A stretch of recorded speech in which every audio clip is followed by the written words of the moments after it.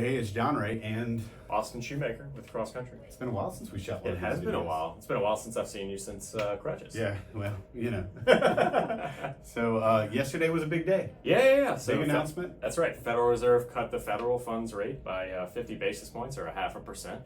I don't know if anybody knows that because I don't know if you're on social media. I think every mortgage broker and real estate agent said, "Let's go." Yeah, I on the other, I try to limit my social media exposure as much as possible. Yeah.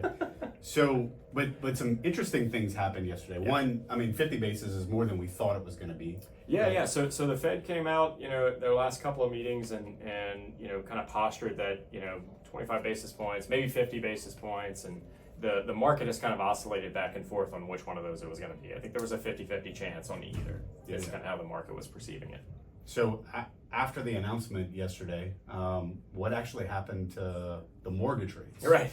So interestingly enough, so the federal funds rate doesn't directly affect the mortgage rates. Mortgage-backed securities and how they're trading on what we call the secondary market is what sets the supply and demand of mortgage rates. So interrupt you just for a second. Sure. The federal funds rate actually has a bigger and more direct impact on short-term. Yeah. So like credit car cards, loans and credit cards, home and, equity lines of credit, furniture. That's like, right. Whatever you want to finance. Yeah, exactly. But not the long-term, like 30-year mortgages. Correct. So but there's a correlation. There certainly is a what you're correlation. Yeah. And the closest indicator of what mortgage rates are doing is the 10-year Treasury yield, which when the Fed decreased rates yesterday, the 10-year Treasury yield actually went up. Not by a huge amount, but it went up. It didn't go down. So that means mortgage rates really traded about where they were in the morning before the rate cut and in the evening. It was about the same. Maybe a little bit higher, if anything. Yeah. So again, it tells us that the market already kind of had a 50 basis point or 0.5% decrease in the federal funds rate priced in. Which is impressive because we thought it was. Yeah. We thought 25 was what was priced in, and Most people did. Yeah. Most people did. I'm glad they did a 50 basis point cut. Yeah. So why are you glad about that? I mean, it didn't really impact our industry. It did, but no. But I think it shows that the Fed is serious about, hey, we've gotten inflation under control, and we see some cracks starting to happen in the broader labor market or just the broader economy, and we want to right-size things before we go too far. And that's good for our industry, both on the buy side and the sell side and the mortgage rate side. So, yeah.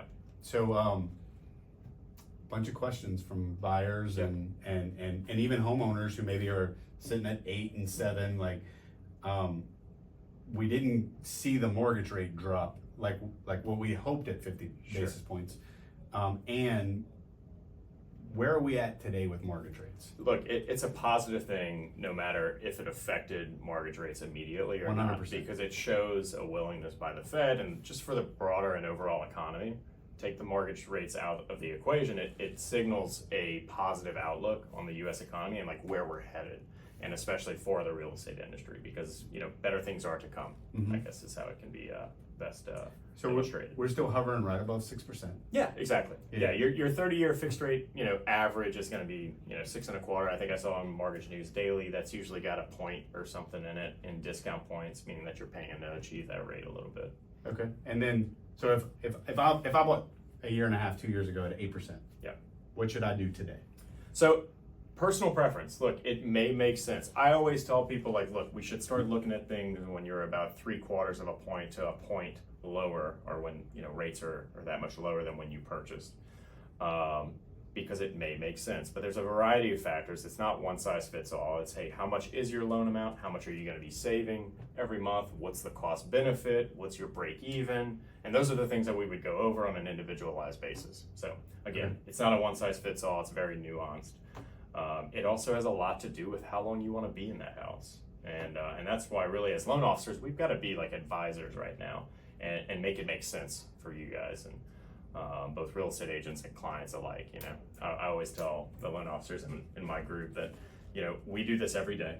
Homeowners do this, once every 5, 7, 8, 10 years? Yeah. 5 to 7 years is the average, 3 to 4 That's houses right. in a lifetime. So we've got to be able to distill that information really quick, give them the high points, and let them make a very educated decision. Okay.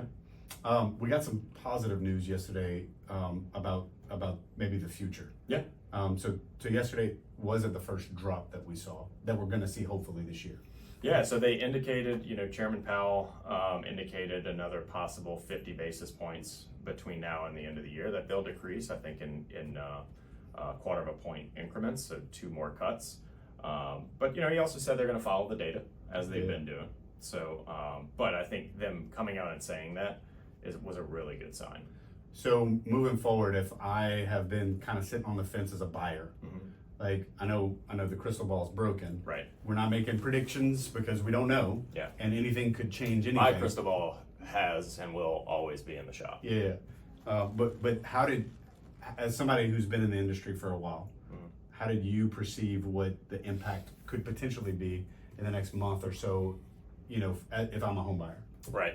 So, I mean, look, I think brass tacks is that mortgage rates are on their way down. Okay, so that's first and foremost.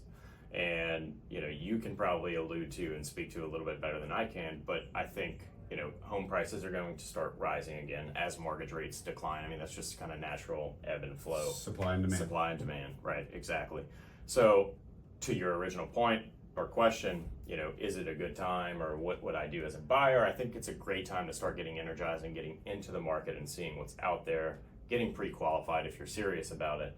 That way you can strike when the iron's hot before prices, start to rise again. Yeah. So we haven't seen a decrease in prices. Right. I look at the data every Saturday morning for the last week. We've seen an increase in prices, and crazy enough, we've actually sold more houses this year than we did last year. And last year we had sold more houses than we did the year before, right? And so, let's reach out if you're on the fence about what you should do and what the market's like. If like Austin said, it's your specific needs that are important. I've actually talked to 3 people out of selling their houses in the last 5 weeks. So I make a lot more money if they sell their houses, but it just didn't make sense in their particular situation. Look, same thing about refinancing, right? I mean, obviously there's a lot of fanfare and there's, it's a half a point cut, let me refinance. And it's like, well, look, the reality is it just might not make sense yet. Yeah. So, but it might. Yeah, I've been sitting on a pretty high interest rate loan right now. Right. Kind of waiting to see what was going to happen. So, exactly. But yeah, the market's still good. The market's still moving. I think it's a great time to be a buyer. And so if you're kind of on that fence, reach out to Austin or I. We would love to begin that conversation. Yeah. Well, thanks for having me. Absolutely. Cheers.